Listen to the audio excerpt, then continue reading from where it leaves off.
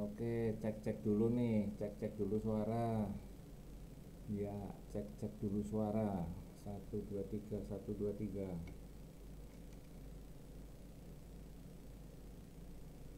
Cek-cek, satu dua tiga. Oke, cek, satu dua tiga.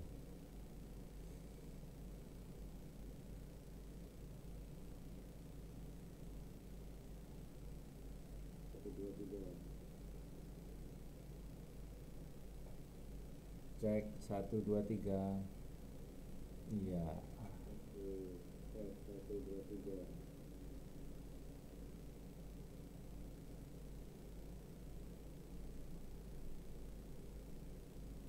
Satu dua tiga. Cek, satu dua tiga. Iya. Oke, cek, satu dua tiga.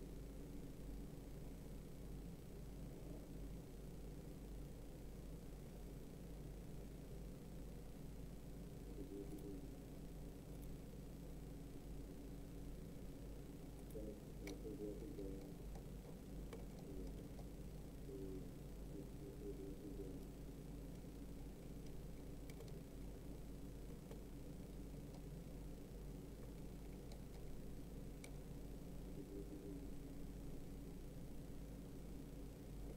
Cek, cek, cek. Oke, mohon di konfirmasi suara saya bagaimana.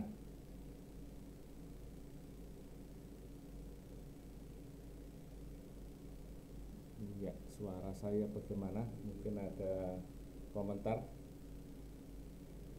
Cek, cek, cek. Oke, mohon di konfirmasi suara saya bagaimana.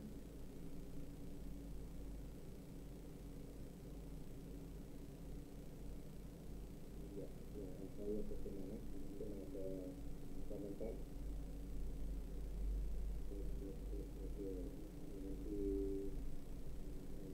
konfirmasi suara saya bagaimana.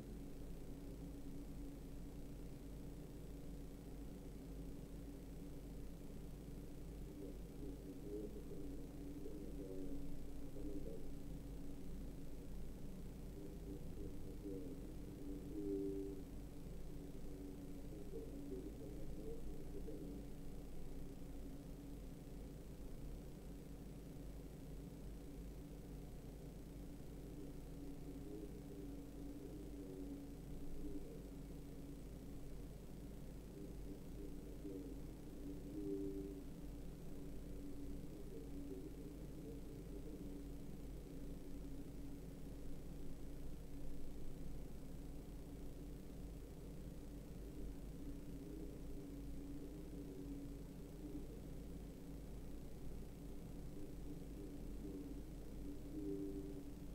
cek, cek. Ya, ini yang tertulis di sini baru beberapa ya.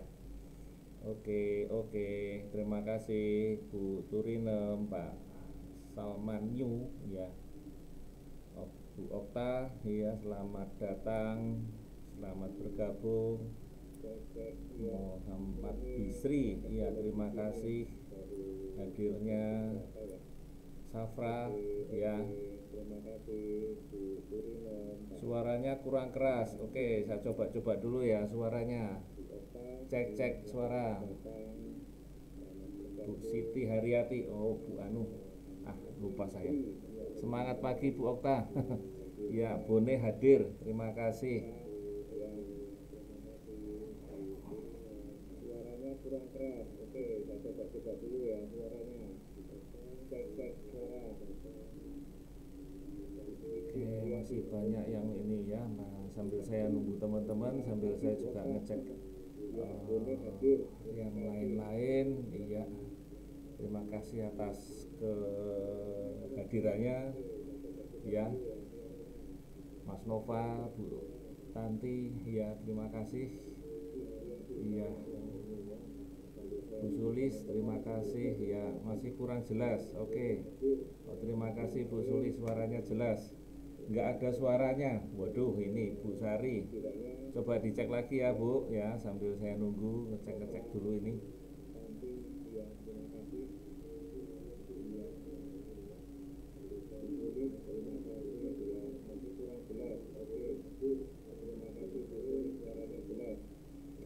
Bogor hadir. Oke, terima kasih Bu. Hujan nggak Bu di sana Bu? Kurnia Anggra ini. Oh, iya, saya belum sempat pulang ini Bu. Iya.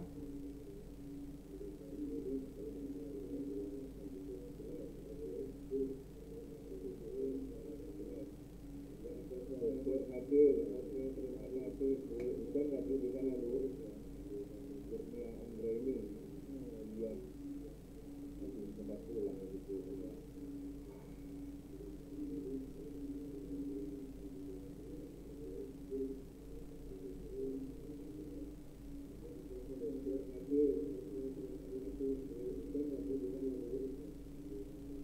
Pulang pisau, ya. Terima kasih Pak Saliman.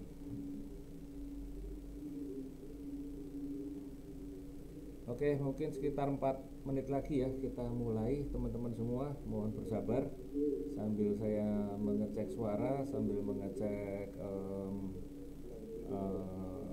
yang lain-lain. Mudah-mudahan bisa memberikan manfaat buat teman-teman semua ya. Ini adalah salah satu komoditi yang memang juga banyak ditanam di Indonesia, perkebunan di Indonesia ya, dan banyak memberikan kontribusi positif untuk perkebunan di tempat kita. Mudah-mudahan bisa memberikan manfaat buat teman-teman semua ya. Ini adalah salah satu komoditi yang memang juga banyak ditanam di Indonesia, perkebunan di Indonesia ya, dan banyak memberikan kontribusi positif untuk perkebunan di tempat kita. Suaranya kurang keras ya. Suaranya kurang keras nih, ya, ya. Oke,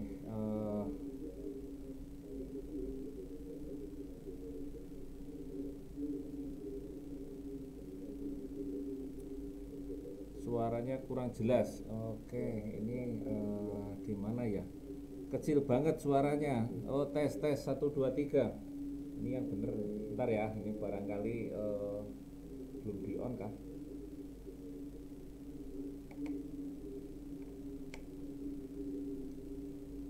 Suaranya kurang jelas. Oke, ini gimana ya? Kecil banget suaranya. Oh, tes 1 2 3. Oke, 1 2 3. 1 2 3. 1 2 3 ya. Suaranya bagaimana Bapak Ibu ya? 1 2 3 tes ya. Ini saya pakai yang ini, posisi sudah barusan saya on kan. Oke, 1 2 3. 1 2 3. Oke, ya, tes. Nah, oke. 1 2 3 tes ya. Ini saya pakai ini, posisi sudah. Oke. Sudah jelas ya. Terima kasih Bu Yusniati konfirmasinya. Suaranya belum ada. Aduh, yang mana nih ya? Oke, saya cek dulu di kontrol ya. Saya cek dulu di kontrol. 1 2 3. 1 2 3. Oke, sudah jelas ya. Terima kasih Bu Yusniati konfirmasinya. Suaranya belum ada. Aduh, yang mana nih ya? Oke, saya cek dulu di kontrol ya. Saya cek dulu di kontrol. 1 2 3. 1 2 3. Oke, sudah jelas ya. Terima kasih Bu Yusniati konfirmasinya. Suaranya belum ada. Aduh, yang mana nih? Cek 1 2 3. Cek jelas ya suaranya. Oke, sudah jelas. Beberapa udah bilang jelas. 1 2 3 4. Ada suara double. Ups, suara double Bu Ika. Kayaknya enggak ya. Kayaknya enggak. Oke, Bu Jetres ini siapa ya, saya lupa. Nama aslinya. Pakai nama asli aja Bu, enak. Bu dari Pati. suaranya kecil. Oke, suaranya saya sudah besarkan, volumenya sudah saya on kan. Ya, masih mendengung. Hai, kok mendengung? Tes, tes.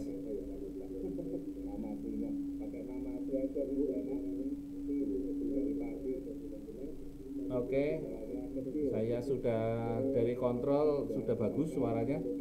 Ya, mudah-mudahan sudah jelas ya. Oke, suara mendengung, suara kecil. Suara double. Oh.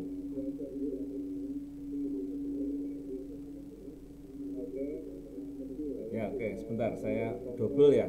Saya minta tolong dulu lah sebentar ya. Bentar. Suara mendengung, suara kecil. Suara double.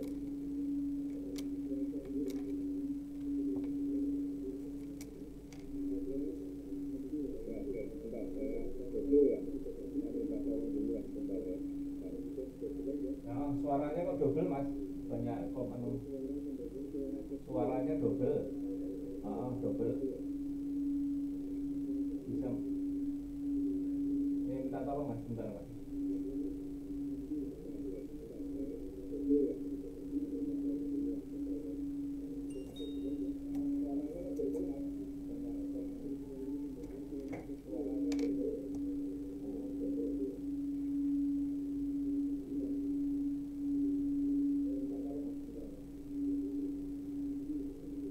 Oke, kita tunggu sebentar ya. Mudah-mudahan apa namanya bisa dicoba lagi. Oke.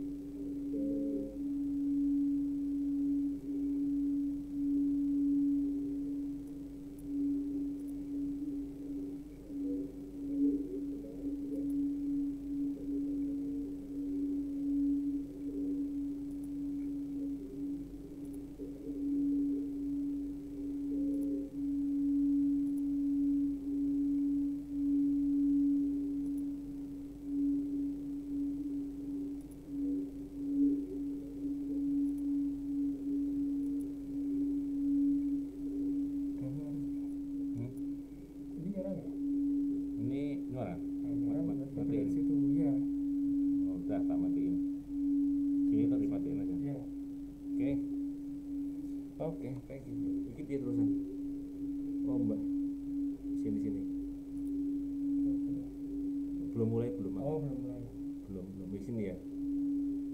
Oke, saya coba dulu ya. Mudah-mudahan udah nggak ada flat lagi. Suaranya masih kecil ya. Ini pakai ini kan? Pakai ini. Oh, udah tak on ini. Oke. Cek lagi suaranya. Kok nggak kedengaran? Oh, kok nggak kedengaran? Cek suara ya, ntar dulu ya. Ini suaranya kok makin kecil. Enggak, sudah saya betulkan ya. Coba lagi, kita coba 1 2 3 1 2 3 tes suara. Mudah-mudahan nggak ada double, nggak ada yang kecil lagi. Coba, tapi kita cek dulu. Mohon komentarnya teman-teman semua ya. Mohon bantuannya komentarnya supaya bisa diterima dengan baik. Dengung tapi suara nggak jelas. Ops. Dengung tapi suaranya udah dengungnya sudah dikurangin. Oke, speaker yang di depan sudah ini jelas. Oke, jelas. Terima kasih Bu Yusniati, Pak Yogi ya. Jelas. Bu Karsinawati, terima kasih. Bambang Wiyatno, terima kasih. Suara jelas. Oke. Ada kemresek. Oke, ya kemresek. Saya rasa udah dikurangi ya, tapi mudah-mudahan udah. Coba nanti kita coba cek lagi suaranya. Oke, mohon bantuannya teman-teman semua untuk komentar apakah suaranya bisa diterima dengan baik. Ya, kurang jernih Bu Siswanti. Ya, coba dulu ya sebentar ya. Saya belum mulai, mudah-mudahan ini kita coba cek-cek dulu.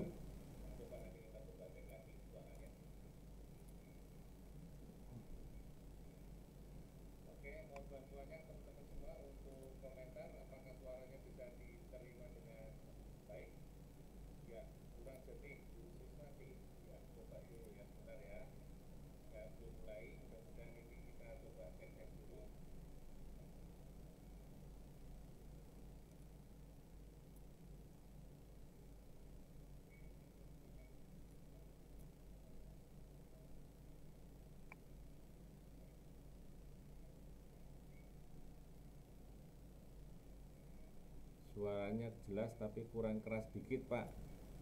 Wih, ini keras keras apa lagi nih? Aku nggak ngerti lagi nih ya. Kayaknya suaranya paling keras nih. Volumenya agak kecil.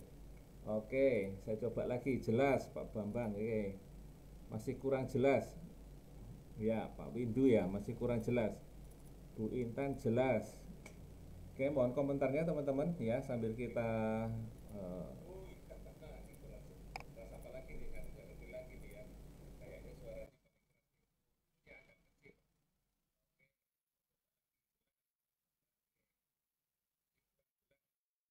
suaranya terlalu kecil, Bu Siti Supartia. Oke.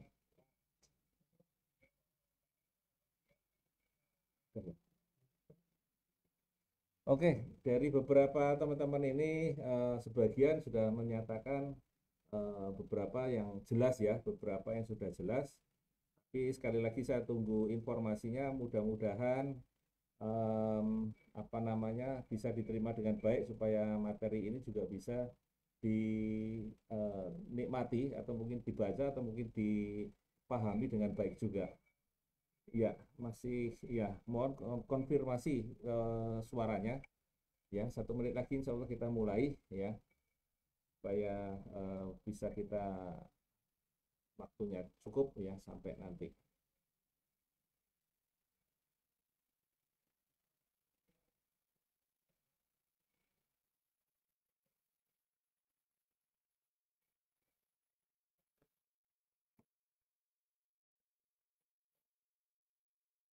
Oke,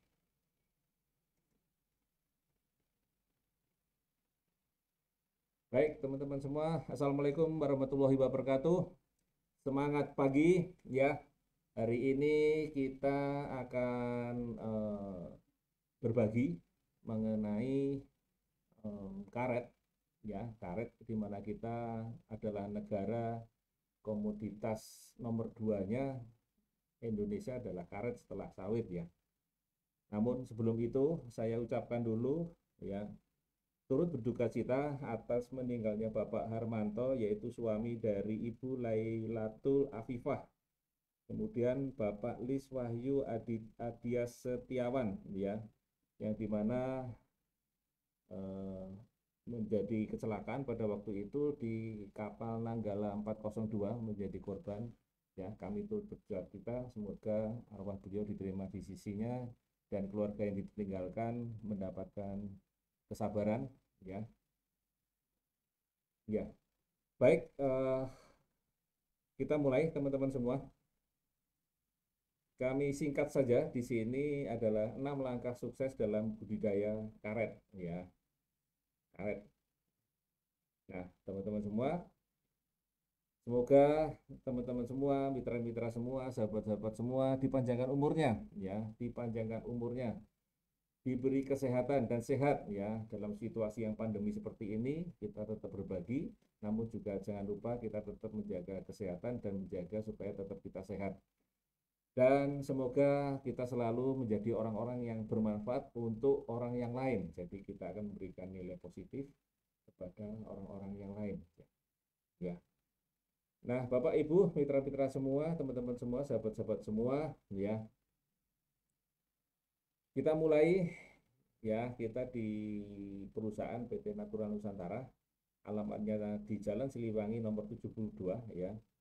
Ya, ini adalah kantor kita. Saya lagi siaran ini di lantai 2 ya, dan ada sekarang ada tambahan di sisi sebelah selatannya ada tempat lagi baru untuk teman-teman semua, andai kata nanti datang setelah pandemi ada tempat untuk parkir dan sebagainya, ada tambahannya. Jadi nanti setelah pandemi andai kata teman-teman semua datang ke kantor, kita sudah ada tambahan sedikit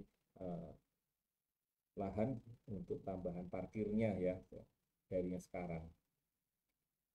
Baik, Mungkin ada yang belum kenal dengan saya. Ini saya adalah nama saya adalah Adi Nugroho, di mana saya mengawal produk-produk untuk dari PT Natural Nusantara. Banyakkan adalah di perkebunan, ya, di perkebunan, di pertanian begitu, ya, dan juga di hama penyakit untuk membantu mengatasi hama penyakit. Dan ini adalah latar belakang saya, pernah di Astra, di perkebunan Astra, di perkebunan BUMN, dan sekarang di Natural Nusantara kurang lebih sudah 14 tahun lebih. Baik, teman-teman semua, ya, oke, saya langsung saja ya teman-teman semua, saya langsung saja.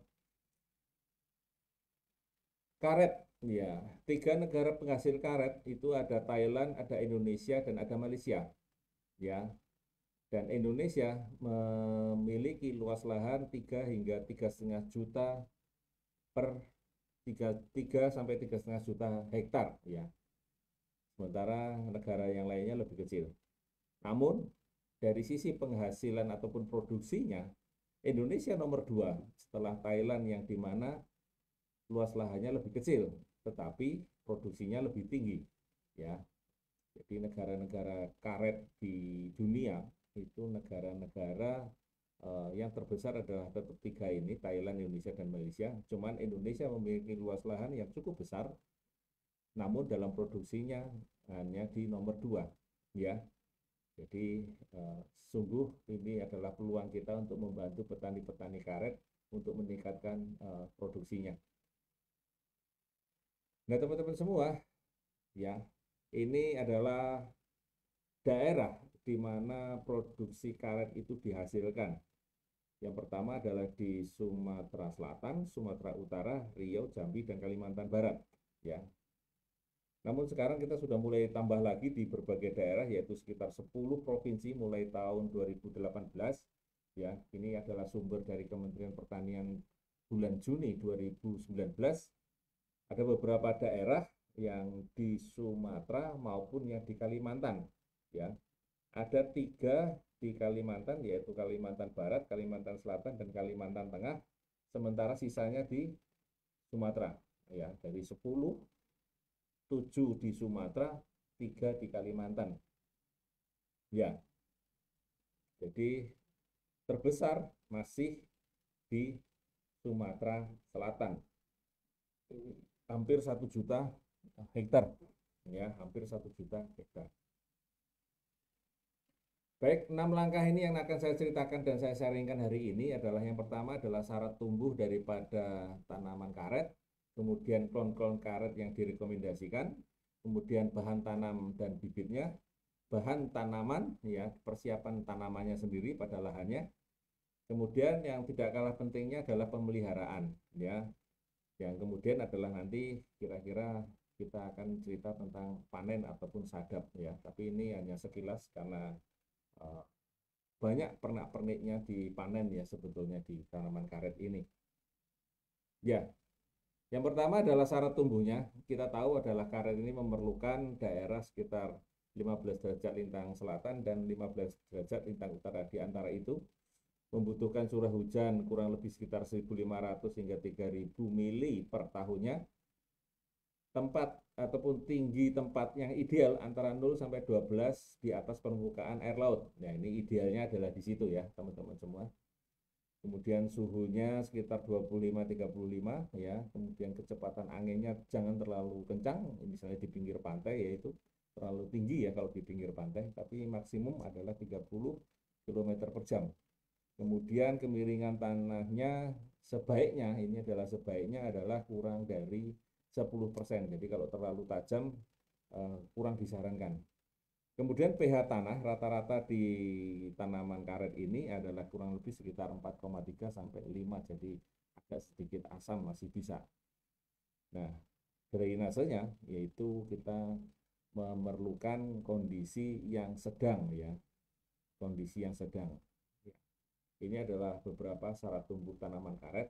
Karena kalau terlalu tinggi, ini ada hubungannya pada kondisi ketinggian yang disarankan 0 sampai 200 di atas permukaan air laut, maka buka sadapnya ya atau siap sadapnya atau kita mulai menyadap ataupun memanen pertama kalinya di tahun usia 6 tahun atau kurang ya.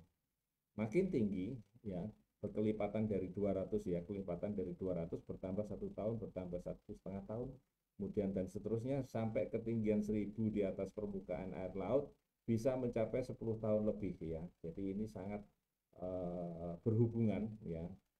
Hubungannya adalah korelasinya adalah positif, di mana makin tinggi di atas 200 maka kemungkinan untuk penyadapan pertamanya umurnya bertambah ya.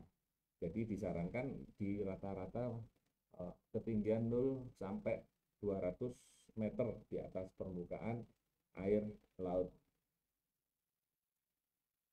Kemudian klon karet yang kita sarankan ataupun kita rekomendasikan. Karet ini diambil adalah ada dua, yaitu yang pertama adalah hasil utamanya adalah lateks atau getahnya. Yang kedua adalah diambil kayunya, ya. Ada yang diambil kayunya sebagai pengganti kayu ramin pada waktu itu untuk dibikin kayu, dijual dalam bentuk kayu. Sebetulnya dalam bentuk kayu ini, kalau kita dalam suatu industri pabrik karet, biasanya kayu-kayu ini diambil untuk pengasapan karet yang untuk menghasilkan hasil getah ataupun sir nanti yang dipakai di pabrik untuk sebagai bahan pengasapan. Ya, di luar kayu karet diambil sebagai bentuk kayu seperti pengganti kayu ramin ataupun pengganti kayu yang lain dalam bentuk gelondongan, ya, dijual dalam bentuk kayu gelondongan. Nah, ada tiga yang nanti direncanakan ataupun mungkin Bapak Ibu juga merencanakan membuat kebun karet misalnya, ya. Pilihlah karet-karet yang diinginkan karena memiliki karakteristik yang cukup unik, ya, cukup unik. Pada klon penghasil lateks ini rata-rata tanamannya rata-rata tidak tahan angin sehingga agak kecenderungannya agak miring. Setelah nanti umur di atas usia 10 tahun rata-rata agak miring. Mungkin kalau kita lihat di Sumatera Utara yang pernah saya lihat di sana milik salah satu pabrik ban di sana itu rata-rata tanamannya miring. Karena apa? Ini tanam klon adalah penghasil lateks. Artinya dari awal hingga akhir yang diambil lebih banyak lateksnya ya, lebih banyak diambil lateksnya dibandingkan nanti dari kayunya. Ya, jadi diambil hanya lateksnya. Dan ini biasanya ditanam kalau pada kondisi dataran rata, tidak masalah. Tapi pada lahan pebukitan ataupun anginnya yang agak tinggi, maka klon-klon penghasil karet ini akan ditanam di bagian balam daripada kebun itu. Sementara nanti klon yang penghasil kayu atau klon penghasil lateks kayu akan ditanam di bagian pinggirnya sebagai penghalang angin. Ya, jadi kadang-kadang untuk para pekebun ataupun perkebunan yang agak besar, dia menanam tanaman karet ini rata-rata di bagian dalam adalah untuk tanaman yang memang hanya murni diambil lateksnya, di bagian depan untuk menghadapi angin yang cukup kencang bisa diambil lateks dan kayu ataupun penghasil kayu. Ya. Nah, lateks atau lateks kayu ini rata-rata diambil kayunya itu rata-rata seperti pada tanaman kehutanan yang pada umumnya rata-rata di atas 10 tahun. Ya, sementara sadap yang pertama yang belum menggunakan nasa rata-rata setelah 6 tahun. Jadi kurang lebih sekitar 4 tahun diambil lateksnya, sisanya akan diambil kayunya. Ya. Kemudian ini klon penghasil kayu, maka itu rata-rata sekitar 1 sampai ya kurang dari 3 tahun, maka nanti tanaman ini akan diambil kayunya. Jadi lateksnya mungkin hanya sekitar 1 sampai 3 tahun atau mungkin kurang dari itu ya, kurang dari 3 tahun. Jadi pilihlah klon karet yang diinginkan, apa yang diharapkan sesuai dengan tujuan penanaman tanaman karet ini. Ya. Nah, kemudian untuk periode 2010 dan 2014 ini, ada beberapa klon yang baru dirilis. Ya, ada beberapa yang dirilis penghasil lateks ataupun yang mungkin bisa disimak di sini, ya nanti bisa di-copy, ya. Klon-klon yang dianjurkan untuk penanaman komersial ya. Ini adalah ada tambahan-tambahan dan ada beberapa di daerah-daerah lain misalnya di daerah Kalimantan atau mungkin di daerah Sembawa misalnya begitu, sudah mulai ada klon-klon yang baru, ketika mulai ada beberapa klon-klon lokal yang memang bisa dan tahan terhadap kondisi setempat. Jadi ada beberapa yang barangkali belum dirilis tapi sudah banyak ditanam di petani-petani lokal ya, petani-petani lokal yang menanam karet di kebunnya sesuai dengan klon-klon lokalnya. Ya, karena ada beberapa daerah klon lokal yang memang cocok untuk daerah tersebut sehingga menghasilkan lateks yang cukup baik. Kemudian dalam kita membuka kebun tentu saja kita memberikan yang terbaik. Maka sebelum kita membuka ke kebun, maka kita sarankan 1,5 tahun sebelumnya itu sudah mulai mempersiapkan batang bawah dan batang atasnya yang untuk ditanam. Karena nanti biasanya tanaman karet ini kita lakukan dengan cara okulasi ataupun grafting ya, disambung atas bawah ya. Biasanya yang bawah dengan yang atas kita sambung dengan ini ya. Jadi ini perlu disiapkan dulu bahan tanamannya ya, yang bawah dan yang atas. Jadi siapkanlah 1,5 tahun sebelumnya ya, atau mungkin 2 tahun sebelumnya untuk membuat bahan tanaman ini.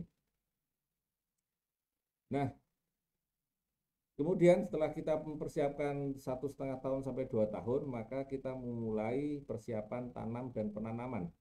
Ya, kita mulai tentu saja dengan pembukaan lahan, karena biasanya kita membuka lahan dari hutan ataupun dari bekas lahan ataupun perkebunan yang lain, misalnya bekas lahan daripada sawit misalnya begitu, atau mungkin sebaliknya atau mungkin kita juga menggunakan dengan penanaman kembali tanaman karet yang lama. Jadi yang tanaman karet yang usianya barangkali sudah di atas lebih dari 30 tahun akan ditanam kembali, maka kita lakukan pembukaan lahan. Membuka lahan kembali seperti membuka lahan pertama kali ya. Kemudian persiapan lahan penanaman ya. Ini tentu saja setelah kita buka ya lahannya, maka kita memulai lahan untuk penanaman. Apa saja yang perlu dilakukan ya? Tentu saja kita mesti membuat ajir yang baru pada lahan datar, mungkin tidak ada masalah ya, karena ada ajir yang induk yang memanjang dan yang ke kanan dan ke kiri akan mengikuti alur daripada lahan datar. Tetapi kalau kita mengikuti pada kontur ya, konturnya terlalu barangkali agak tinggi dan berbeda, ini adalah kemiringannya perlu dijaga ya, kurang dari 10% diupayakan ya, daerah-daerah yang memiliki kemiringan kurang dari 10% ya. Jadi tetap aja miring dengan seperti itu ya, kita melakukan pengajiran sesuai kontur yang ada ya. Jadi kita membuka lahan kembali pada lahan bekas karet pun, kalaupun kita mau menanam kembali, maka caranya juga membuat ajiran di antara tanaman-tanaman karet yang lama. Jadi kita membuat pengajiran lagi ya. Jadi jangan di tempat yang lama atau titik yang lama, nanti terlalu dekat dengan titik yang lama ya, itu perkembangannya biasanya kurang begitu bagus ya. Jadi mesti diratakan dulu, kemudian kita bikin lagi pengajiran yang baru. Kemudian lubang tanam. Lubang tanam ini ya ukurannya tentu saja kita sarankan yang di bagian atas adalah 60 kali 60, di bagian bawahnya 40 kali 40 dengan kedalamannya kurang lebih sekitar 60. Atau kita bikin sama saja, yaitu 60 panjang lebar tinggi 60 60 60 ya, itu akan lebih enak lagi untuk kontrolnya, karena biasanya kalau kita bikin bawahnya makin mengecil, biasanya makin lama makin kecil. Jadi kita sarankan pembuatan lubang ini sebaiknya besar saja, 60 kali 60 kali 60 panjang lebar dalam, jadi 60 kali 60 60. Dan ini sebaiknya kita biarkan dulu selama kurang lebih 1 bulan ya. Kalau ini misalnya bekas daripada lahan sawit ataupun mungkin lahan karet yang lama, maka untuk menghindari serangan jamur, karena tanaman karet muda ini biasanya rentan terhadap serangan jamur, utamanya jamur akar putih ya, jamur akar putih. Karena kita tahu bahwa jamur akar putih ini selain juga menyerang pada tanaman karet, ternyata juga bisa menyerang pada tanaman sawit, juga pada tanaman kopi, tanaman kakao, dan terakhir kemarin kami lihat ada yang menyerang pada tanaman durian. Jadi ada juga sudah mulai di luar tanaman perkebunan secara umum. Jadi kita memperhatikan ini untuk menyelamatkan tanaman karet muda ya. Jadi kita biarkan dulu 1 bulan untuk terbuka ya, supaya terbuka, supaya aerasinya cukup bagus, dan supaya barangkali kalaupun ada jamur dan sebagainya bisa mati sendiri ya. Kemudian ini adalah kedalaman tanah tadi ya.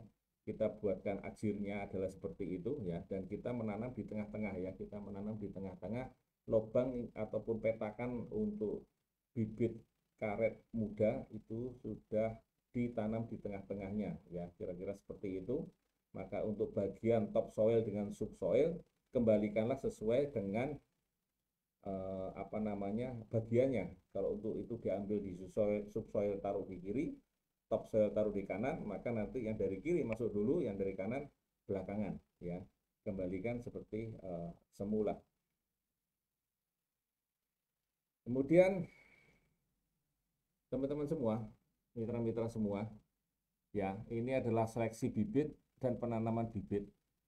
Kita akan menanam pada tanaman bibit karet yang sudah kita pilih tadi sesuai dengan harapan apa yang nanti kita akan panen, apakah lateksnya, lateks dan kayunya, atau hanya kayunya saja ya. Maka upayakan bibit karet yang di polybag ini memiliki payungnya 2 atau sudah berpayung 2 atau mungkin bertingkat 2 ya. Ini minimal ya, akan lebih bagus. Jangan terlalu pendek, jangan terlalu payungnya baru buka 1. Itu sudah kita lakukan, kita pindahkan ke lahan, jadi minimal sudah berpayung 2. Kemudian mata okulasinya ini benar-benar sudah cukup baik dan sudah mulai tunas ya. Kemudian yang perlu diperhatikan lagi, bibit yang perhatikan lagi yang cukup bagus adalah kita memilih akar tunggangnya yang sudah tumbuh baik, sudah yang tumbuh dengan baik akar tunggangnya. Jadi kita lihat akarnya, kemudian kita baru pindahkan ya ke lahan. Dan yang terakhir dan penting ini adalah upayakan ya, apalagi nanti kalau bebas dari bekas dari lahan yang bekas tanaman karet mau ditanami tanaman karet lagi, maka upayakan ya tanaman karetnya yang lama sudah tidak ada kontaminan dari jamur akar putih, dan tanaman yang baru ataupun karet muda ini juga bebas dari penyakit jamur akar putih. Tentu saja kita harus melihat bagian akarnya ya. Begitu kita buka, kita lihat akar tunggangnya bagus, kemudian kita lihat apakah bebas dari penyakit jamur atau penyakit utama tanaman karet, yaitu jamur akar putih. Itu saja, jamur ini warnanya putih ya teman-teman semua, mitra-mitra semua. Nah, sekarang berapa kebutuhan bibit kita ya, berapa kebutuhan bibit kita. Kalau kita lihat tadi baik tanah datar ataupun tanah kontur tadi, kalau ukurannya adalah 7x3, maka kita perlunya adalah kurang lebih sekitar 476 dengan tambah bibit sulamanya sekitar 47, maka totalnya adalah 573 bibit ya. Dan ini dilakukan penanaman umumnya adalah di bulan-bulan September sampai Desember ya, ini untuk mengejar adanya hujan ataupun hari hujan yang lebih dari 100 hari ataupun seringnya hujan ya, jika kita akan menghemat penyiraman, karena ini kan kita menanam di perkebunan yang biasanya agak luas ya. Maka upayakan menanam itu di hari-hari ataupun di bulan-bulan basah ya, seperti bulan September sampai Desember. Kemudian ini bisa kita tutup ya, tanah itu dengan topsoilnya ditambah dengan pupuk dasar, ada RP, ada urea, PED 36 ya. Cuman untuk produk nasanya nanti ya, nanti saja, jangan dicampurkan di sini ya. Kita tutup nanti setelah nanti sekitar 1 bulan atau mungkin sekitar 2 bulan, nah baru kita pupuk dengan super nasa ataupun dengan granul ya. Cukup itu ya, cukup 2 itu saja ya. Jadi 2 itu saja, yaitu super nasa ataupun granul yang kita gunakan ya. Boleh dicampur dengan air kalaupun nanti daerahnya banyak air, ataupun kalau tidak cukup disisipkan di dekat akar ya, berjarak dengan akar kurang lebih sekitar 10 cm, sisipkan saja di situ ya. Itu nanti ditaruhkan di situ, ataupun kalau nanti pas ada masa penyiraman, pada saat kita tidak hujannya berkurang ya, maka perlu sedikit penyiraman karena ini tanamannya masih sangat muda, bisa dicampurkan di situ ya, baik supernasa atau granul ya, atau ya, jadi supernasa atau granul atau campuran keduanya, jadi dua-duanya bisa dicampurkan.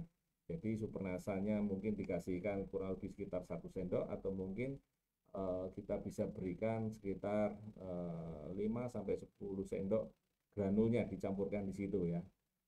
Jadi baru kemudian kita siramkan, baru kita tutup dengan tanah. Baik, saya lanjutkan teman-teman, mitra-mitra semua. Pemeliharaannya ya, pemeliharaan tanaman ya. Tanaman karet muda ini sangat peka ya, sangat peka utamanya pada alang-alang. Ya, hampir semua tanaman, baik itu tanaman sawit atau mungkin tanaman kopi barangkali, atau mungkin tanaman kakao barangkali, yang muda, yang masih baru tanam, ini upayakan bebas dari alang-alang, karena ini memang ada ya bahan alang-alang ini yang sangat mengganggu pertumbuhan dan perkembangan akar ya. Alulepati yang dimana nanti sangat mengganggu pertumbuhan akar. Jadi ini harus tidak boleh ada pada tanaman perkebunan muda apapun ya. Kemudian Epatorium juga disarankan bersih, Mikania juga disarankan bersih ya. Nah, yang berikutnya yang terpenting adalah di pemeliharaan tanaman ini adalah tentang pemupukan. Yang berikutnya adalah tentang hama dan penyakit. Baik, kita langsung di pengendalian gulma. Ini kapan saja kita menggunakan pemakaian herbisida ya. Ini di NASA belum ada ya teman-teman semua, mitra-mitra semua, untuk mengendalikan daripada gulma. Jadi ini masih kita menggunakan pakai herbisida ya. Jika kondisinya masih belum menutup di usia 1-2 tahun atau mungkin 2-3 tahun, maka cukup 3-4 kali sajalah semprotnya ya.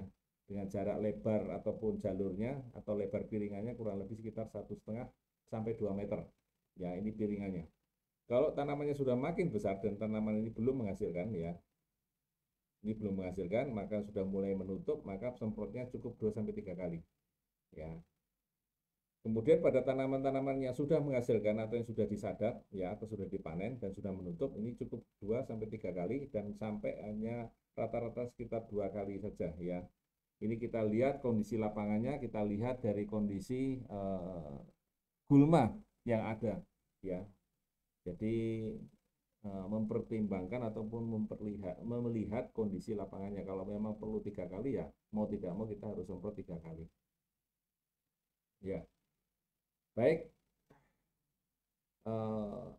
pupuk dan pemupukan. Biasanya teman-teman semua petani-petani karet ini ya, mitra-mitra semua, bulan Januari ataupun Februari, serta bulan Juli ataupun Agustus ini bulan-bulannya teman-teman petani memupuk ya. Petani memupuk ya. Ini yang biasanya setahun memupuk 2 kali. Ya, ada juga yang memupuknya 3 kali, yaitu mungkin biasanya kira-kira di sekitar September ataupun November. Ya, ini memupuk yang ketiga, kalaupun ada yang ketiga. Ya, bulan-bulan inilah mereka memberikan pupuknya. Ya.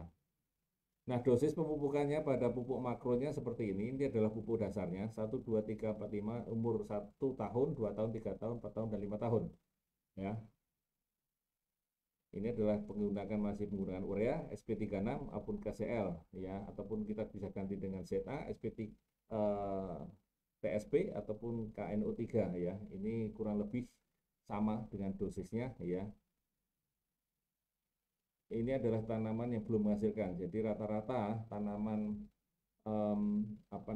karet yang belum menggunakan NASA ini biasanya dipanen di umur ke 6 ataupun setelah 5 tahun baru dipanen, jadi umur 6 tahun baru bisa dipanen ataupun disadap. Tetapi kalau kita dengan menggunakan dengan teknologi NASA ini, insya Allah maju 1 tahun, karena kita pernah memperhatikan ya di daerah Jambi, di situ ada pemakaian pupuknya sudah kurang lebih 2 tahun ya, 2 tahun, umur 2 tahun dan 3 tahun, ternyata di tahun kelima itu sudah layak sadap dengan ketinggian dan diameternya batang itu sudah layak untuk dipanen ya, dan kemudian nanti pada matang sadapnya lebih dari 60% per hektarnya. Jadi sudah cukup maju 1 tahun, sudah bisa disadap ataupun dipanen. Ini adalah pupuk makro yang untuk tanaman TM ya, kurang lebih bisa dibaca di sini. Ya, kita sarankan 2 kali dalam 1 tahun minimal ya, dan ini sampai umur kurang lebih sekitar di atas 25 tahun ya, kita masih bisa di apa namanya, dipupuk ya di situ ya. Jadi batangnya mungkin barangkali sudah cukup besar. Kemudian produk nasa yang digunakan apa saja? Produk nasa yang digunakan adalah Super Nasa ya, Super Nasa. Pada saat dasar tadi, pada saat penanaman ini bisa menghabiskan kurang lebih 6 sampai 7 kilo per hektarnya ya, per hektarnya. Ini bisa dilakukan dengan cara disiramkan ya, disiramkan ataupun disisipkan di tanah dan ditutup dengan tanah ya. Ini kita lakukan 2 sampai 3 kali dalam setahun ya.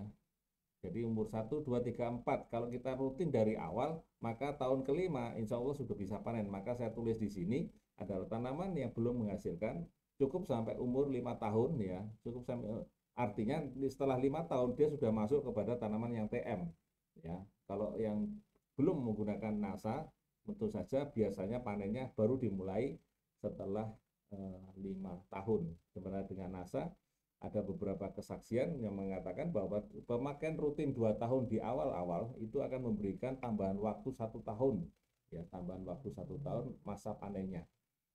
Nah, penggunaan Super Nasa ini ya, ini kita lakukan dengan kocor ataupun dengan disiramkan ya, tidak perlu disemprotkan ya, tidak perlu disemprotkan. Ada yang mengatakan Pak ini disemprot bisa Pak, bisa, tetapi nanti spuyernya nanti akan sumbat ataupun kotor ya, ataupun kotor sehingga nanti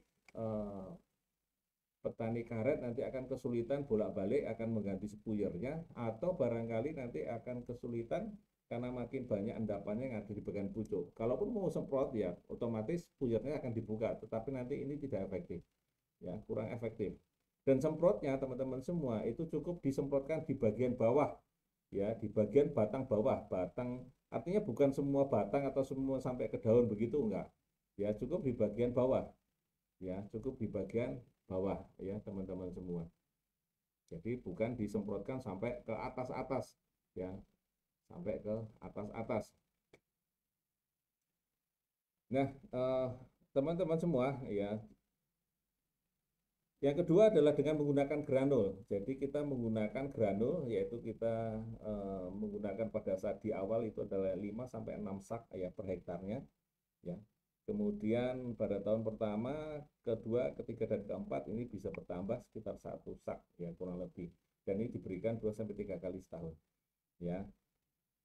Nah, dua pupuk ini bisa digunakan, misalnya kita gunakan 3 kilo Supernasa dan 4 sak granul, boleh nggak? Boleh ya, boleh. Tetapi Pak, kok kesaksiannya di sana ada yang pakai POC Nasa ataupun ditambah POC Nasa hormon dan pakai Supernasa atau granul, kira-kira gimana Pak? Ya, saran kami untuk karet ya, untuk karet pada tanaman TBM cukup Supernasa atau granul atau Supernasa dan granul saja. POC Nasa dan hormon ini utamanya pada hormon itu tidak disarankan untuk ditambahkan sebagai bahan pemupukan pada tanaman karet ya. Ada kecenderungan nanti akan keluar bukan getahnya tetapi akan kecenderungan memiliki atau ke arah bunganya ataupun buahnya ya. Jadi akan cenderung nanti akan diarahkan ke buahnya ataupun ke lataknya.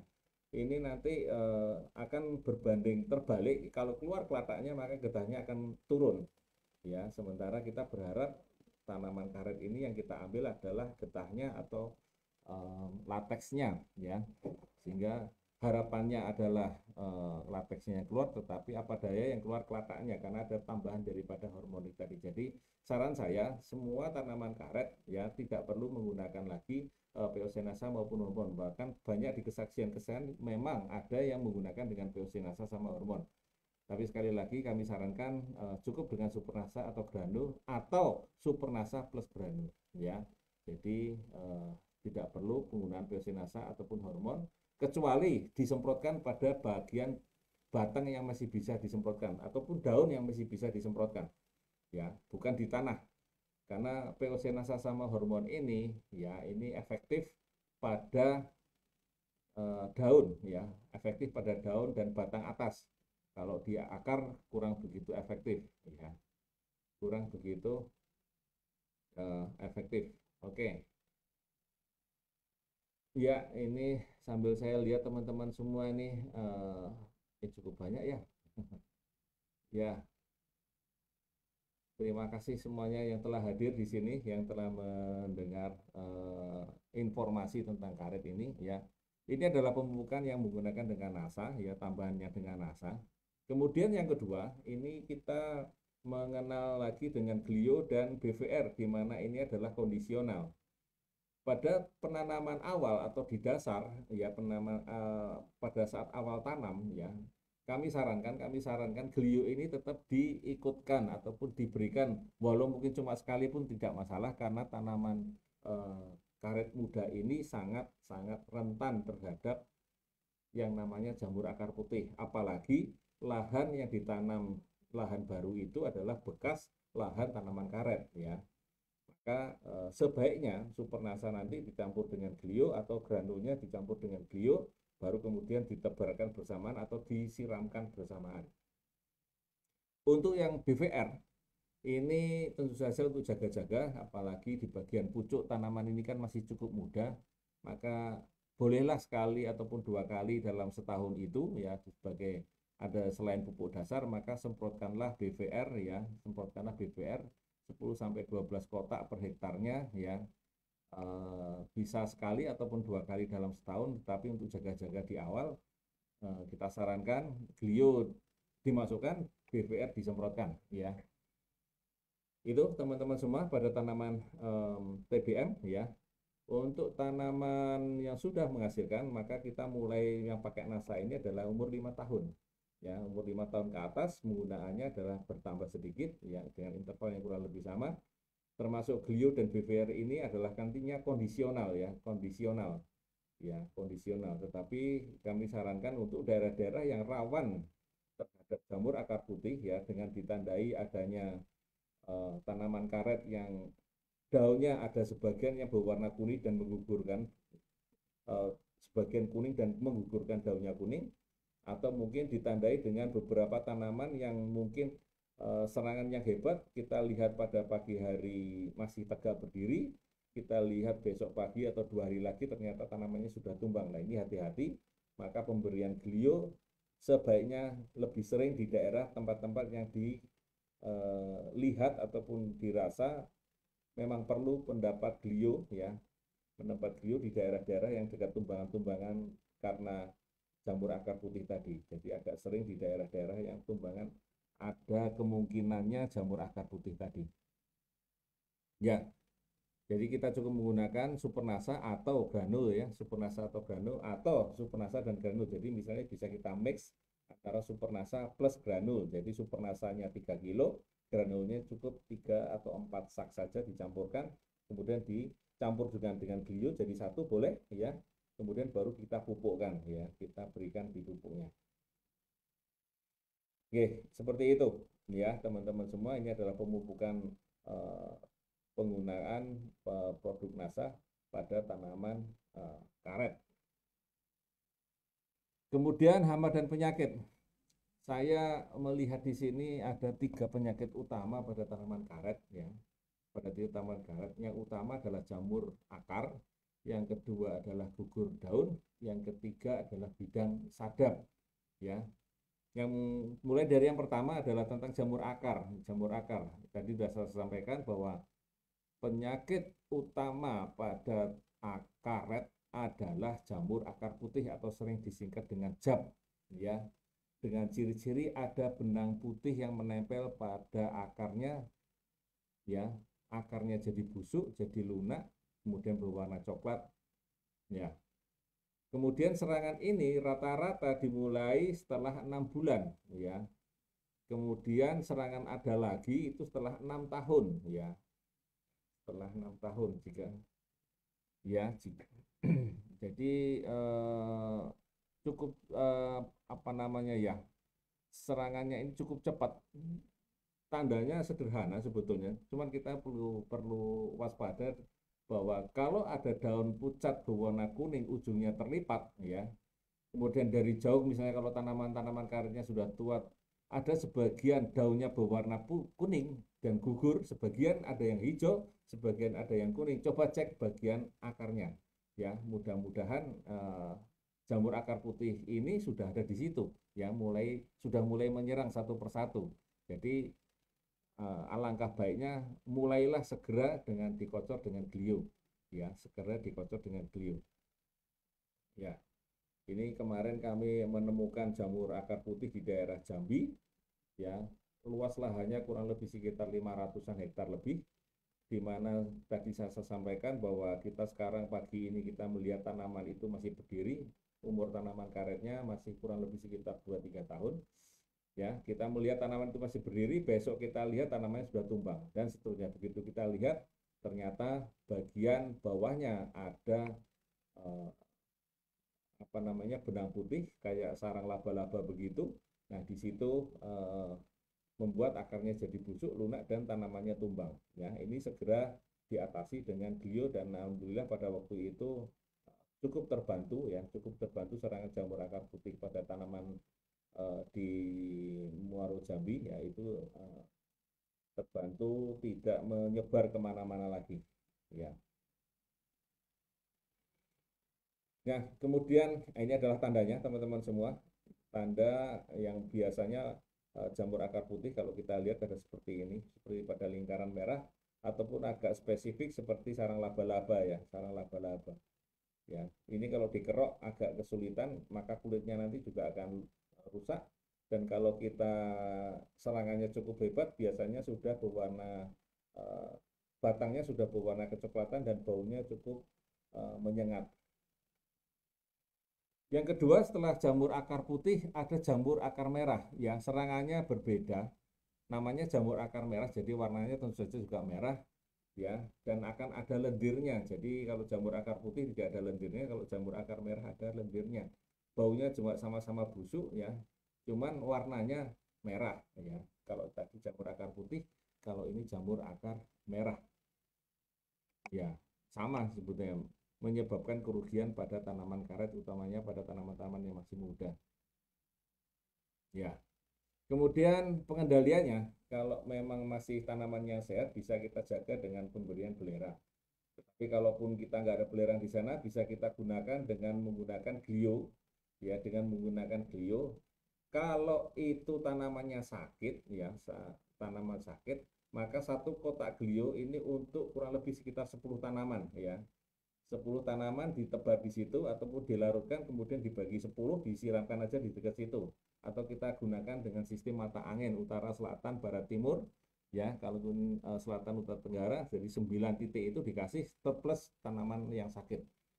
Kalau untuk jaga-jaga ini untuk tanaman yang sehat bisa kita gunakan sekitar 20 tanaman yang sehat. Jadi mungkin biasanya pada bekas lahan-lahan tanaman karet maka kami sarankan penggunaan glio ini agak lebih banyak ya. Jadi sekitar 20 tanaman yang sehat ini sekali-sekali ya, di awal-awal begitu kita berikan. Bisa kita siramkan, bisa kita langsung taburkan untuk jaga-jaga di hari awal ya. Ya, untuk tanaman karet yang muda sebaiknya tidak ada pisang, ubi jalar ataupun singkong. Ini sangat mengganggu ya. Biasanya pada tanaman-tanaman yang masih muda teman-teman melihat ada lahan yang kosong maka ditanami tanaman. Boleh ditanami tanaman selain 3 tanaman ini ya teman-teman semua ya, mitra-mitra semua. Pisang, ubi jalar ataupun singkong. Mungkin kacang tanah bolehlah ya. Tapi kalau pisang, ubi jalar atau singkong nanti yang terjadi adalah rebutan unsur haranya ya. Kemudian jamur akar putih ataupun jamur akar merah ini sebaiknya pada daerah-daerah yang kira-kira serangannya cukup tinggi, maka klonnya yang tidak disarankan adalah seperti yang tertulis di sini, yaitu GT1, RRIM 600, RRIM 623, PR 255 ataupun PR 228 ya. Untuk daerah-daerah yang sering terserang jamur akar putih ataupun jamur akar merah, klon ini tidak disarankan ya. Kemudian pengendalian yang berikutnya adalah ya sering-seringlah diberikan dengan glio karena ini adalah musuh alaminya ya. Musuh alaminya artinya ini glio ini adalah temannya petani karet ya. temannya petani karet, maka sering-seringlah petani karet ini dengan menggunakan pemberian Glio ini sangat membantu serangan jamur akar putih ataupun jamur akar merah. Ya, ada jamur yang lain, tetapi dua ini yang sangat berbahaya, dan utama yang berbahaya adalah jamur akar putih. Tetap saja dengan menggunakan Glio ya teman-teman semua. Ya, jamur akar coklat, leher akar, ya, kemudian akar kerbau, ya, ini juga bisa diatasi dengan Glio. Jadi Glio ini mengatasi banyak persoalan tentang jamur di dalam tanah di bagian bawah. Jadi sering-seringlah ataupun rutinkanlah penggunaan Glio ini. Jangan menunggu, ya, jangan menunggu jamur ini menyerang pada tanaman karet muda kita, karena sudah terserang, maka untuk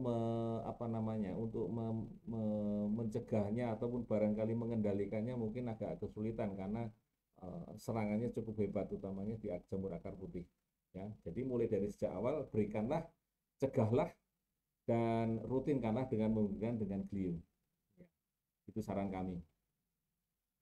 Kemudian setelah bagian akar kita lihat ada gugur daun, ya, gugur daun. Ini ada Odium heveae, ya, warnanya putih di bawah daun dan biasanya menyerang pucuk dan daun muda, ya, dan kemudian ada sedikit warna atau translusen atau sedikit bayang begitu, dan ujungnya ngering ataupun keriput. Nah, contohnya seperti ini. Ini biasanya pada tanaman-tanaman yang masih muda, ya. Ini seperti ini. Ini disemprot dengan Glio. Jadi kalau tadi penggunaan Glio adalah dengan dikocor ataupun dengan dibarengkan, campur bareng dengan Supernasa masih bisa, ataupun dengan granul masih bisa untuk di bagian bawah. Nah, ini untuk di bagian atasnya pada tanaman-tanaman muda seperti ini, gejala-gejala seperti ini bisa disemprotkan teman-teman semua, ya, disemprotkan Glio, diambil untuk sekitar 1-2 sendok per tangki semprotnya.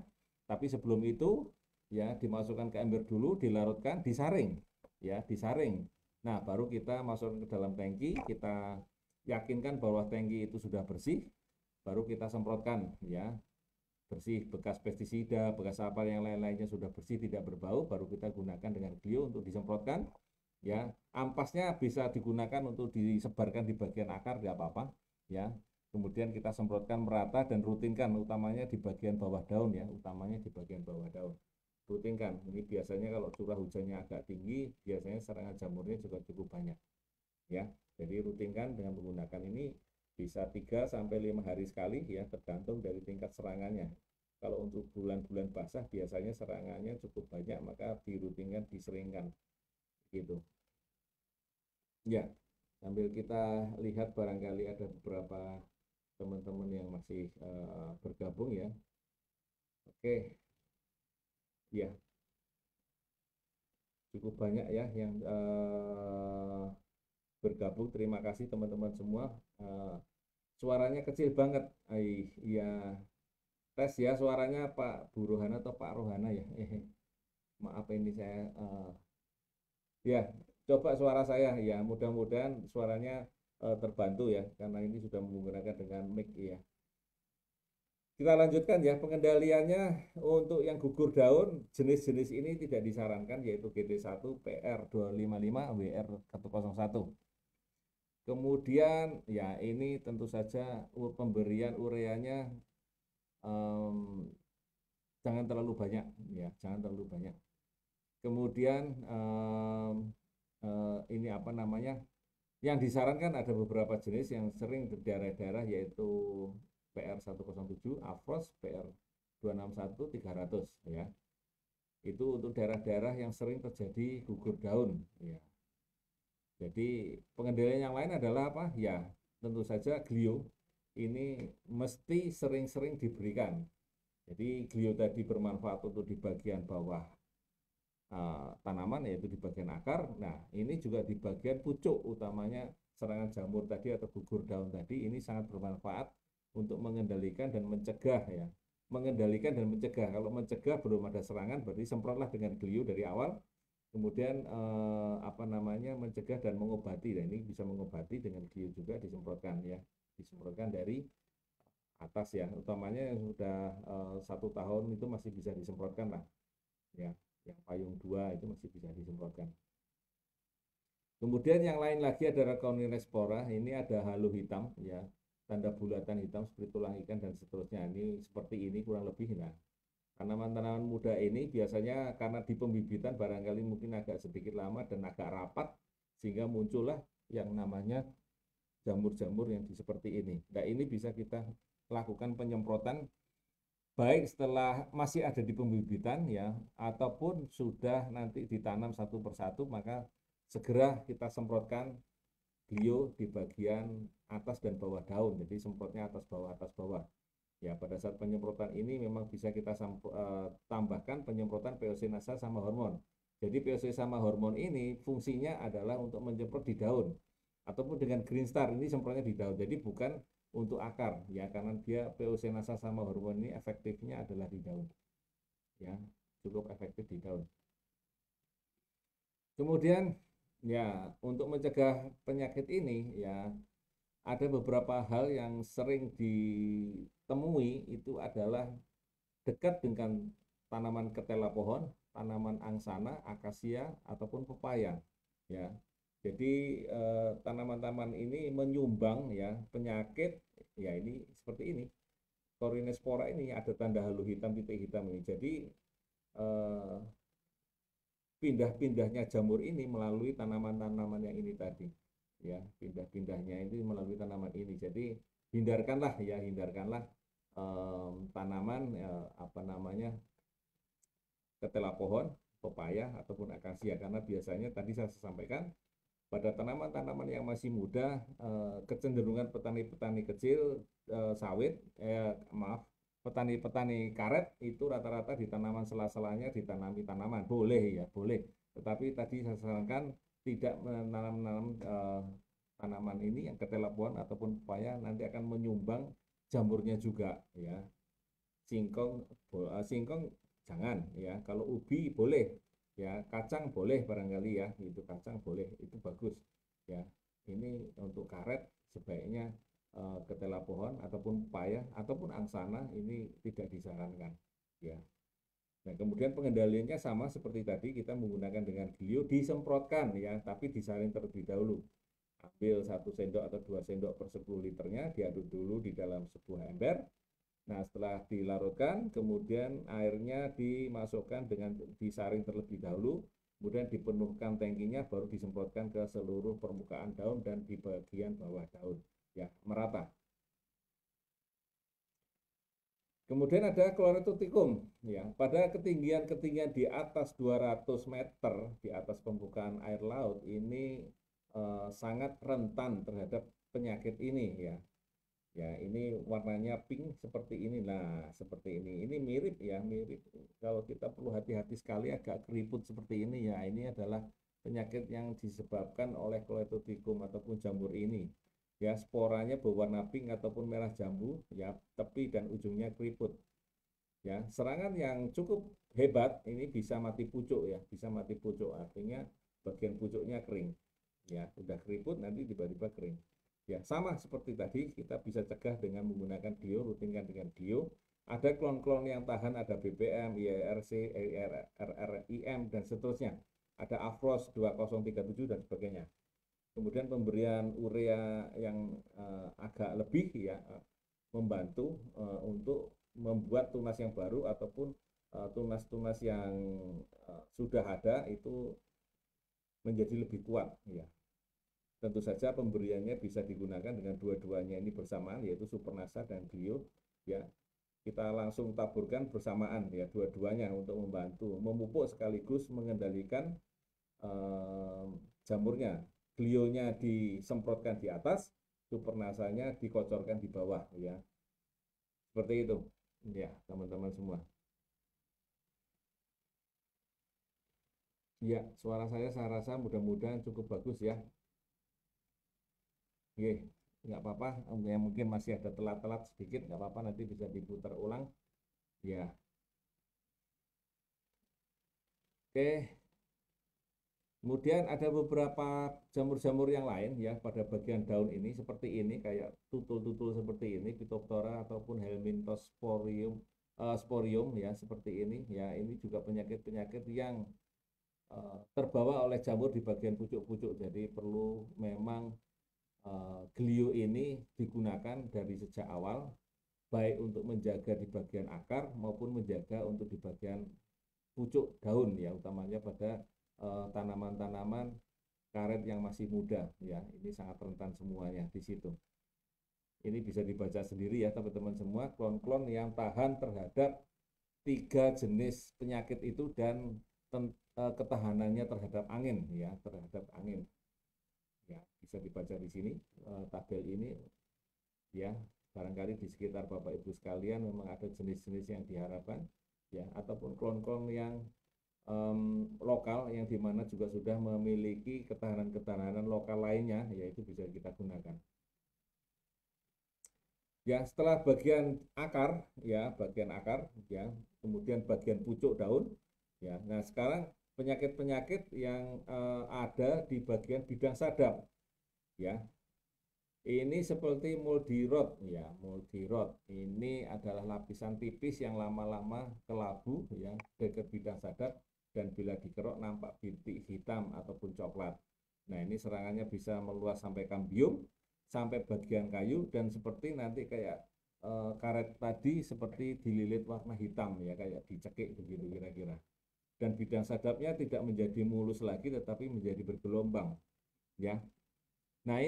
Nah seperti ini kira-kira. Nanti kalau nyadap lagi agak nggak bisa sekali tarik ya, biasanya agak 2 kali atau 3 kali bolak-balik ya. Nah ini kemungkinan besar akan menyebabkan, karena ini kambiumnya juga terasa nampak di situ, sehingga goresannya terlalu dalam ya, sehingga menyebabkan jamurnya akan muncul di situ.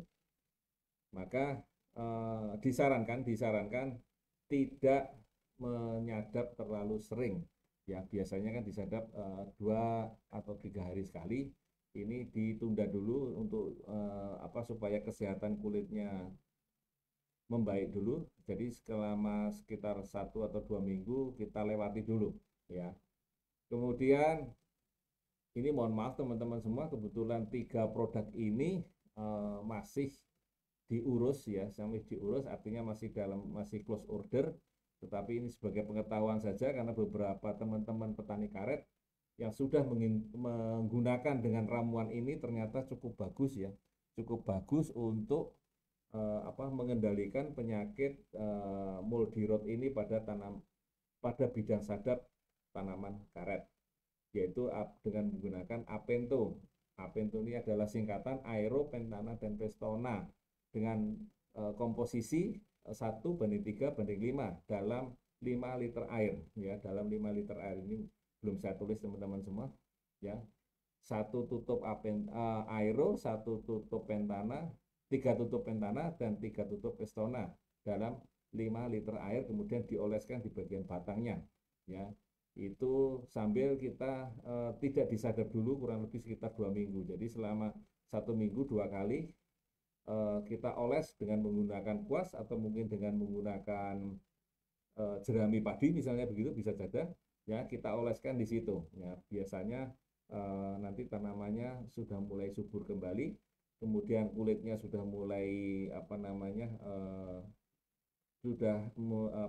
bisa disadap lagi ya, dan bisa mengeluarkan getah lagi dengan lebih baik ya.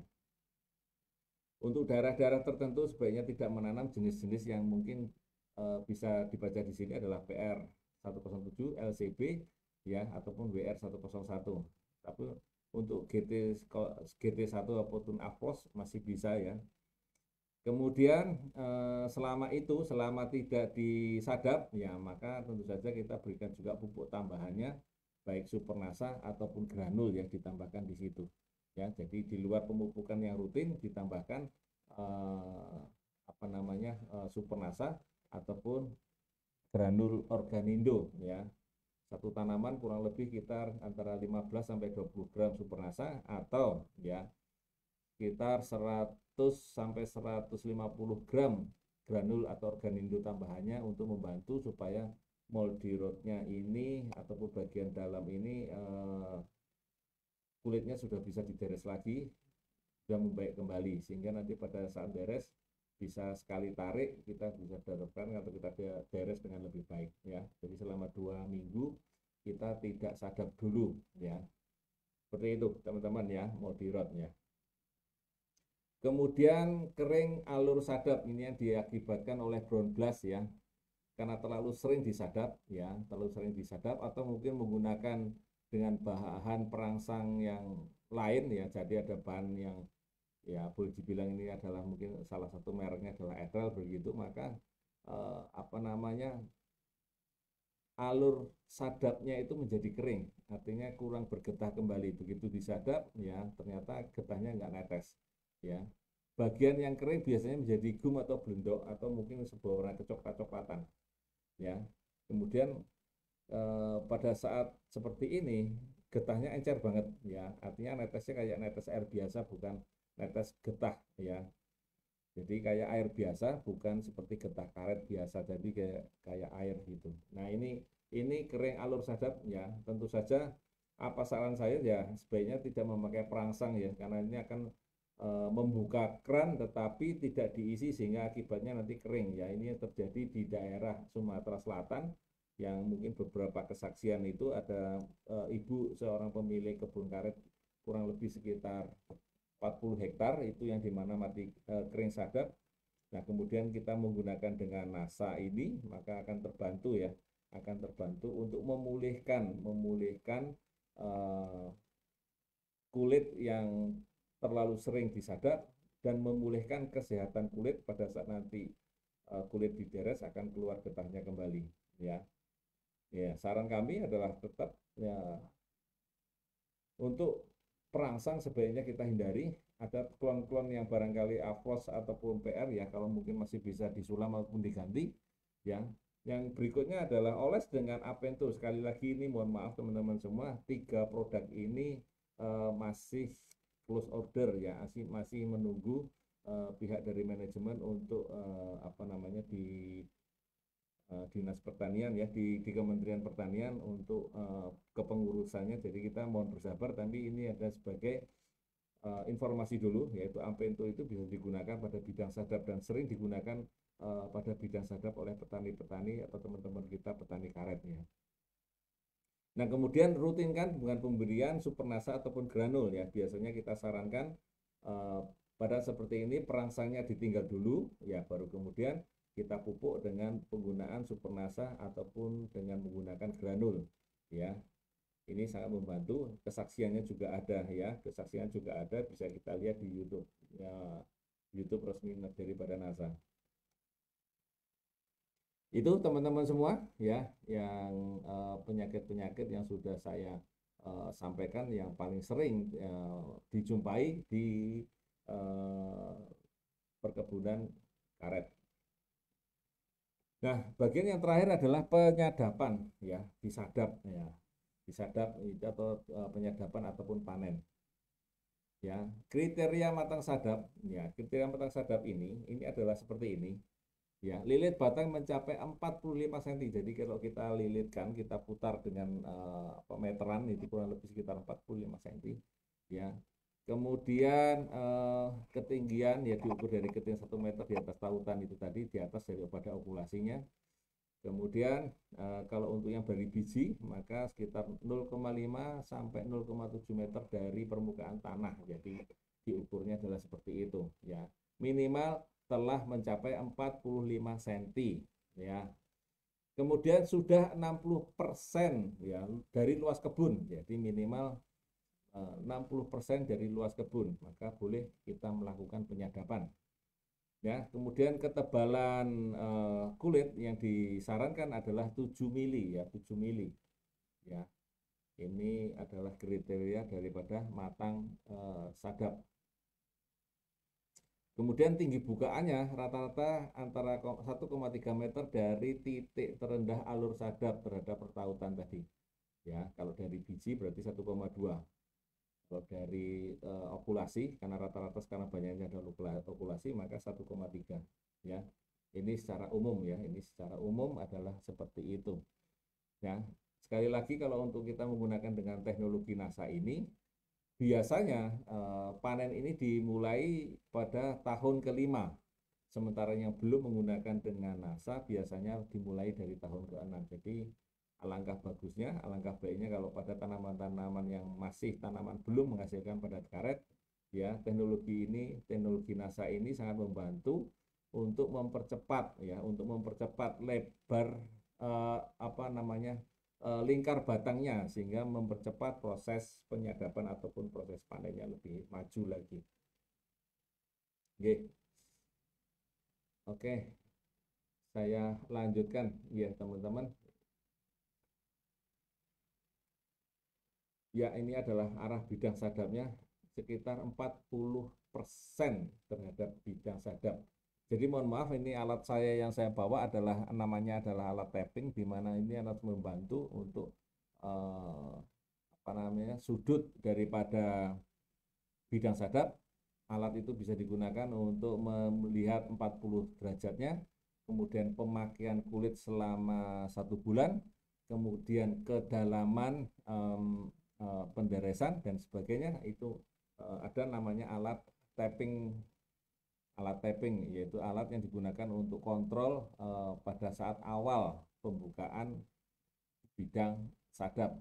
Alat ini bisa diberi di beberapa tempat, tapi biasanya yang saya dapatkan informasi ini ada di yang saya tahu ada di LPP, Lembaga Pendidikan Perkebunan, ya, baik itu yang di Medan maupun yang ada di Jogja, mungkin insya Allah ada, ya.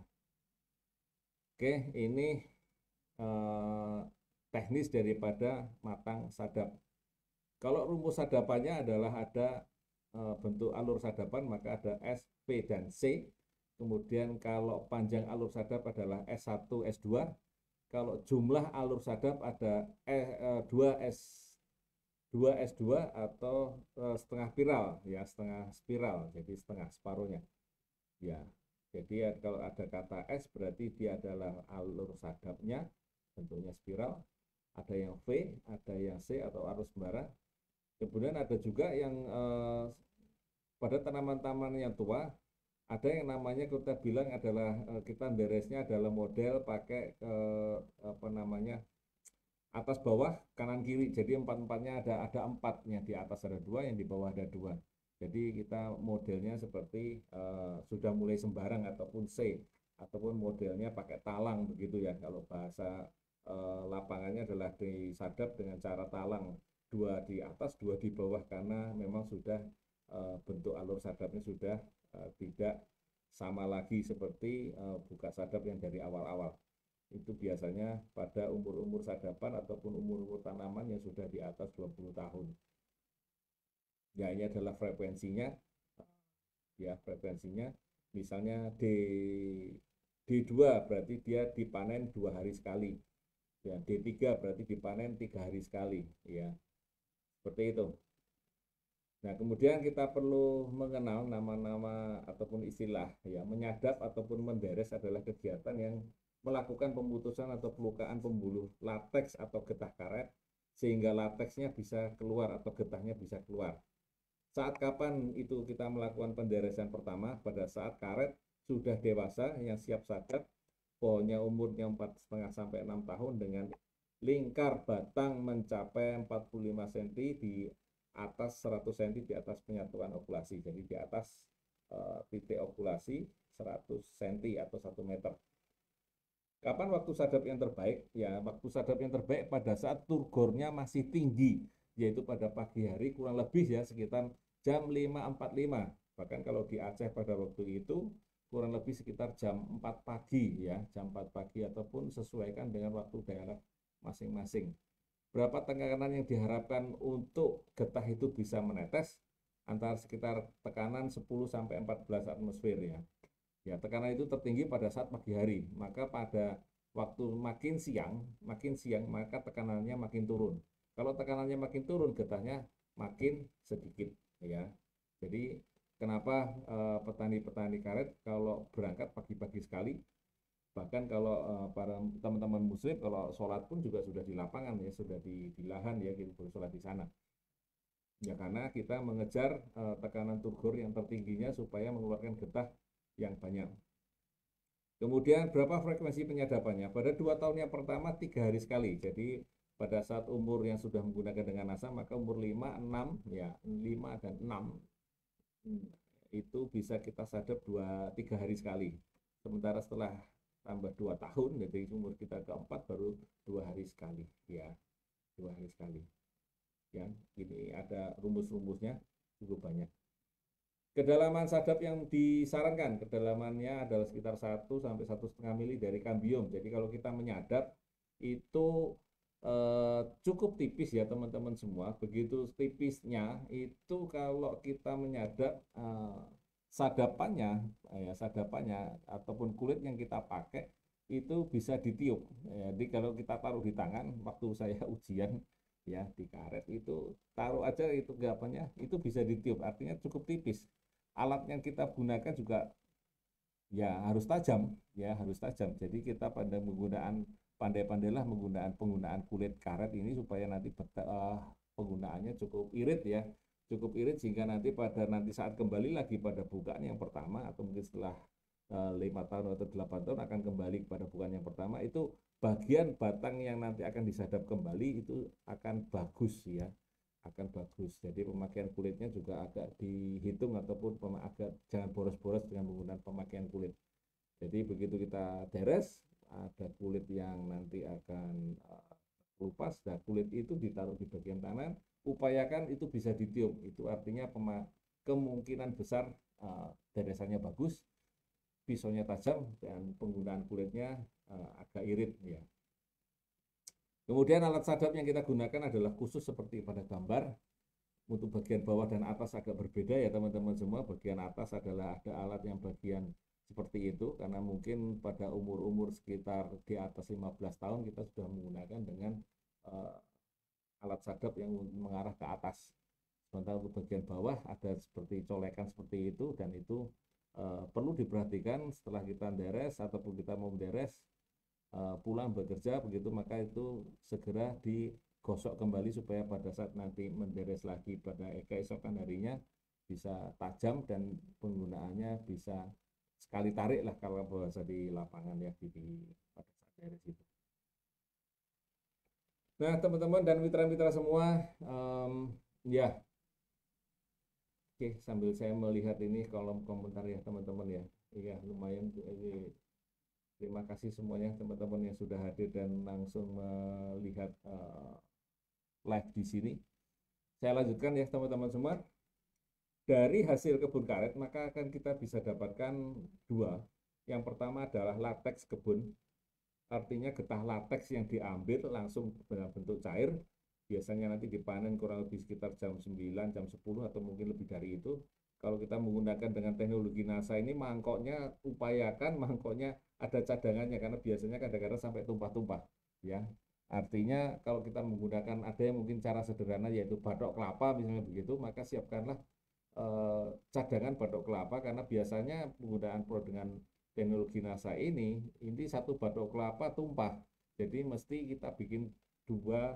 Pada saat nanti kita jam-jam 7 ataupun jam 8 kita sudah bisa mengganti memanen, mengambil lateksnya ini, masukkan ke dalam tangki untuk pengumpulan lateks, diganti batoknya ataupun diambil batoknya, kemudian masukkan batok kembali supaya nanti lateksnya atau getahnya akan netes lagi di batok tadi. Ya, ini adalah beberapa kesaksian sudah mengatakan seperti itu ya. Jadi kita kalau manen lateks dari kebun karet ini biasanya kalau dengan NASA bisa sampai 2 kali. Yang pertama getahnya karena penuh ya, kemudian nanti ditetes lagi dan bisa dipanen lagi ataupun diambil lagi lateksnya. Yang kedua, kita setelah mendapatkan lateks ataupun getahnya, kita akan mendapatkan bokar, yaitu bahan olah karet. Ini bisa ada slum, ada slab ya, ada loom, ada slab dan sebagainya. Nah ini bisa kita ambil di situ ya. Nanti dari hasil latex itu nanti akan jadi rubber smoke sheet atau RSS ya. Kemudian ada latex yang pekat yang diambil di latexnya, kemudian kita bikin RRS-nya atau mungkin kita bikin jadi karetnya. Kemudian dari bahan olah karet ini kita dari loom ataupun slab ini kita nanti akan jadikan sir 10, 20 ataupun 30 ataupun brown cap. Ini bentuknya adalah nanti kalau sir itu adalah bentuknya adalah kotak-kotak ya teman-teman semua. Biasanya dalam bentuk kotak ataupun kubus seperti itu ya, yang sudah disesuaikan dengan karakteristiknya maupun sir ya, standar Indonesia rubber ya, sir itu.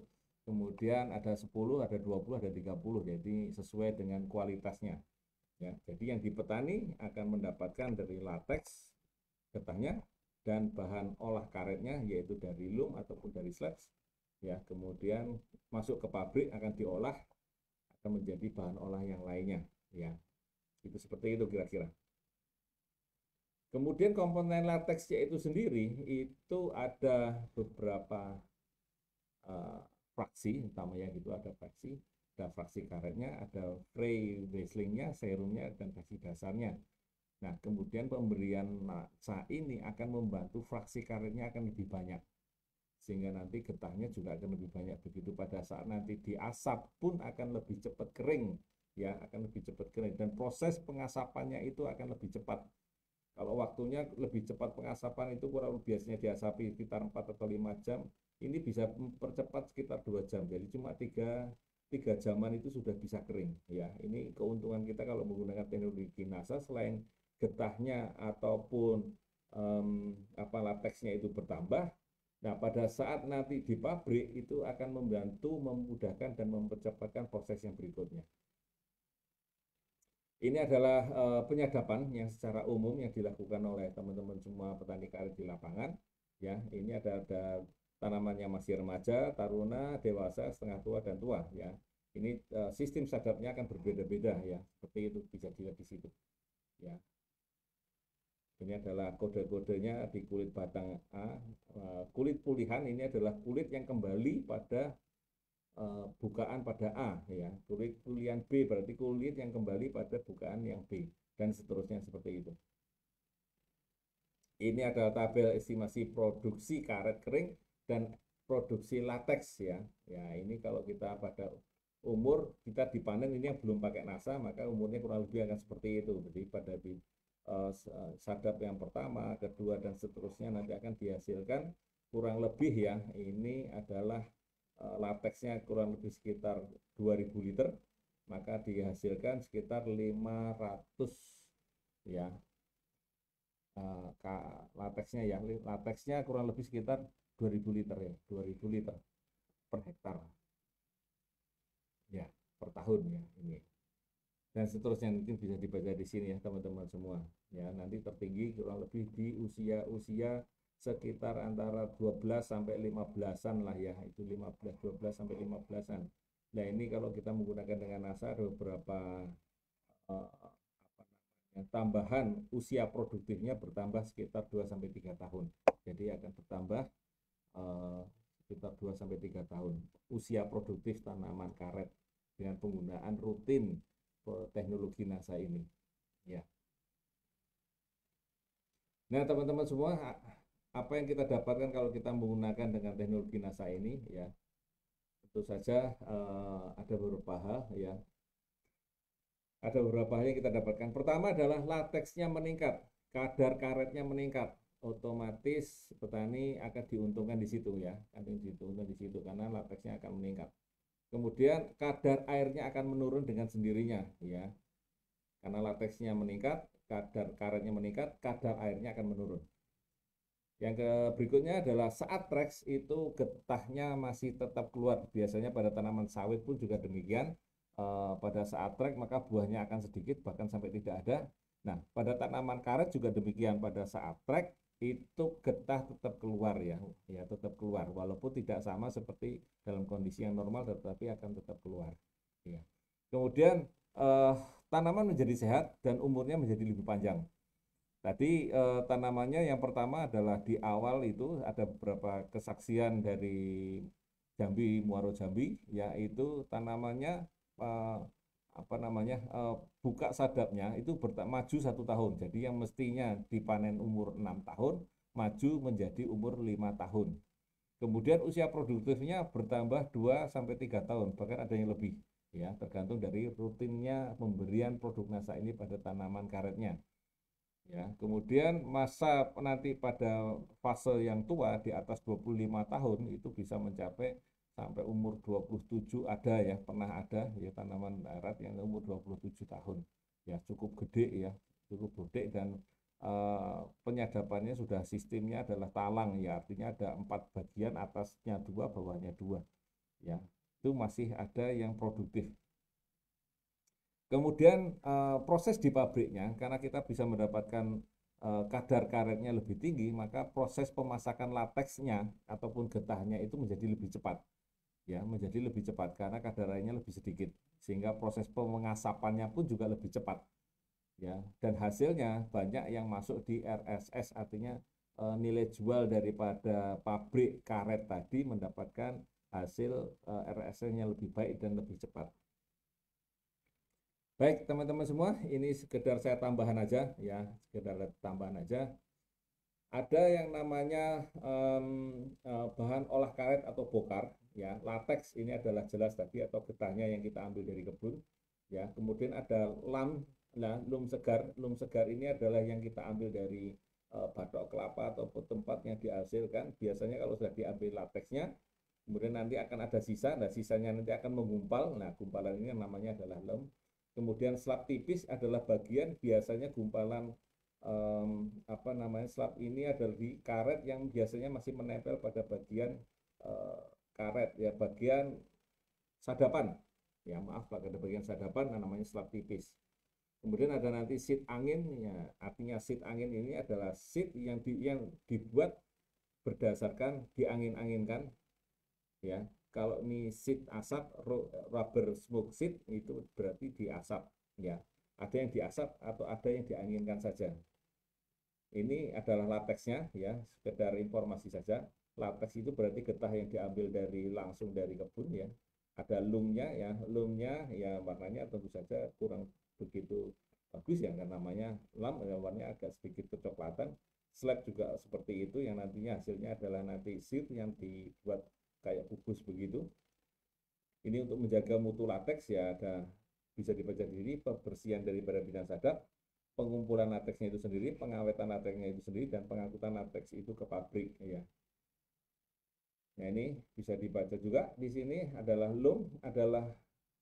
mangkok. Lum mangkok adalah lateks yang dibiarkan membeku secara alamiah di bagian mangkok tadi atau di bagian batok tadi ya. Ada yang menggunakan batok, ada yang menggunakan alat mangkok ya, mangkok karet ada sendiri ya. Kemudian biasanya ditambahkan dengan asam formiat ataupun asam semut sebagai pembekunya ya. Kalau lum bambu juga digunakan untuk tujuannya meningkatkan mutu bahan olah karet ya, dengan menggunakan tabung bambu. Tetap aja juga ditambah dengan asam formiat atau asam semut, biasanya petani katakan begitu. Ataupun ada bahan-bahan lain yang digunakan untuk melakukan pembekuan. Tapi saran kami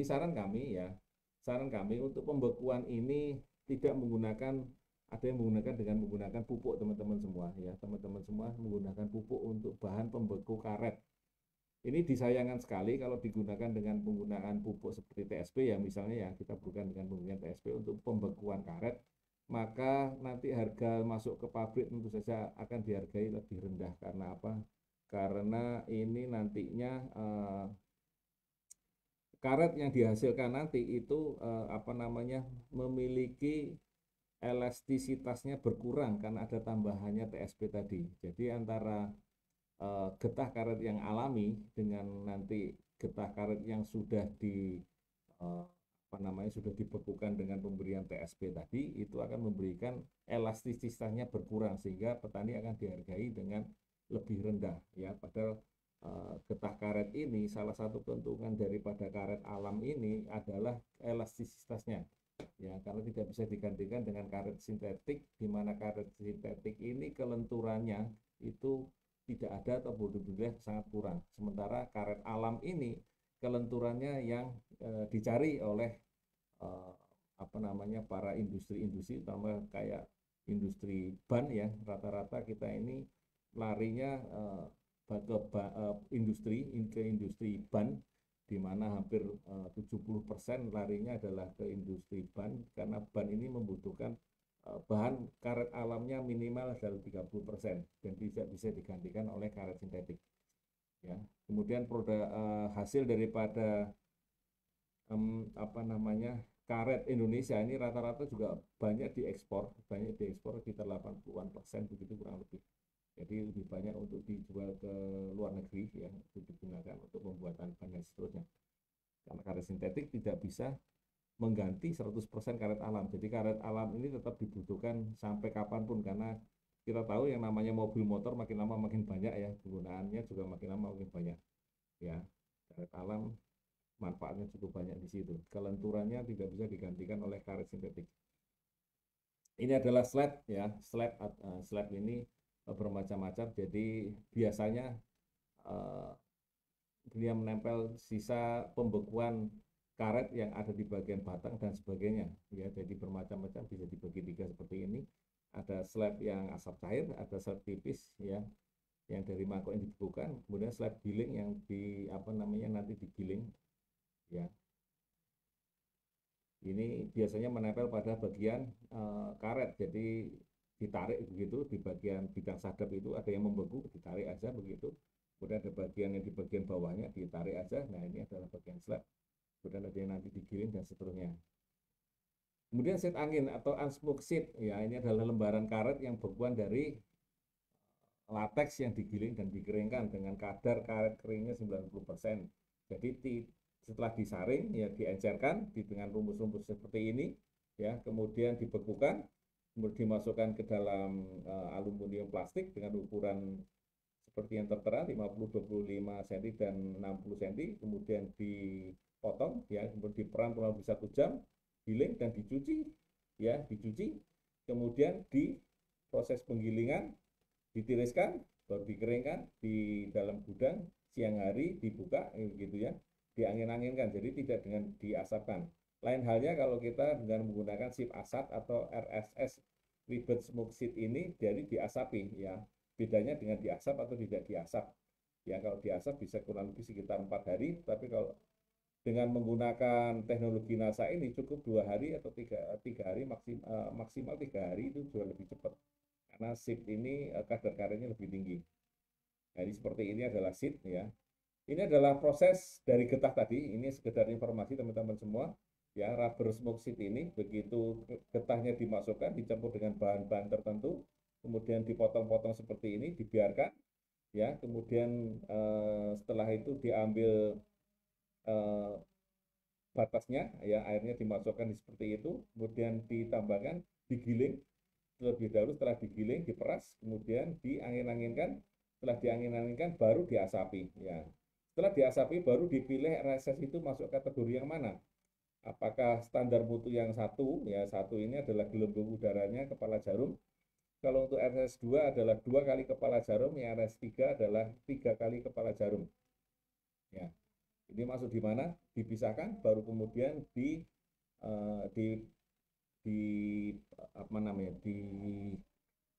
dikemas ya, dikemas seperti ini. Itu teman-teman semua ya, bahan penambahan ini sebagai tambahan sebaiknya tidak menggunakan TSP ya, tetapi ada bahan-bahan penambahan getah untuk mengumpalkan ya teman-teman, untuk menambah elastisitas daripada karet ataupun getahnya pada saat nanti dimasukkan pada pabrik.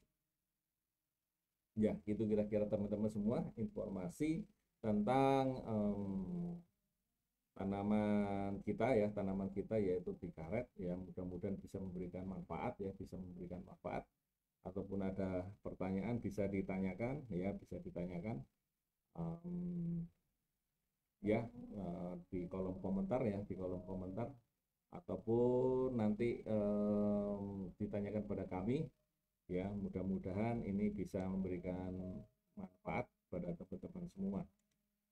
Ya, baik teman-teman semua, saya lihat dulu di komentar, barangkali ada yang bertanya ataupun ya, tidak ya. Oke. Oke,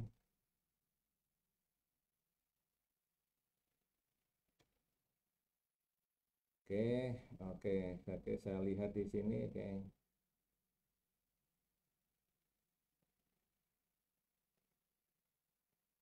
Oke, untuk Bu Turinem 1 hektar dosis granul atau berapa kapak dan berapa dosis per batangnya? Bu Turinem mau lihat per hektar atau per batang karena per batang biasanya beda-beda dan hasilnya nanti agak cukup banyak ya, hasilnya agak cukup banyak. Ya ini apa namanya? Nanti kita bentuk PDF nanti bisa dibaca-baca kembali ya Bu Turinem ya. Maaf Pak, untuk karet yang menghasilkan pemupukan pakai supernasa atau granul atau pupuknya. Pakai tambah pupuk kimia Bu ya.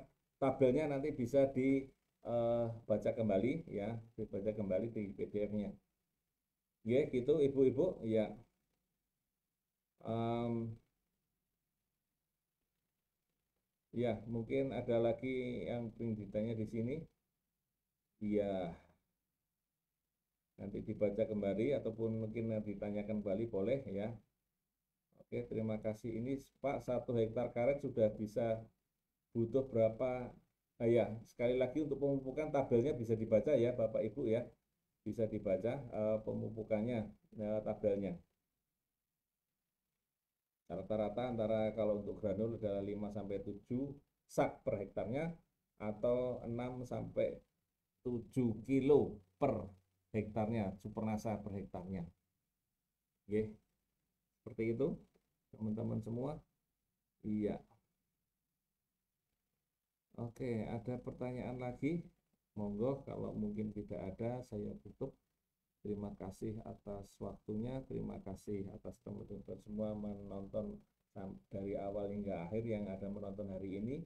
Mudah-mudahan bisa memberikan manfaat untuk teman-teman semua yang insya Allah mudah-mudahan ketemu dengan petani-petani karet yang memberikan manfaat NASA nanti kepada petani-petani di sekitar Panjenengan semua atau di jaringan teman-teman semua.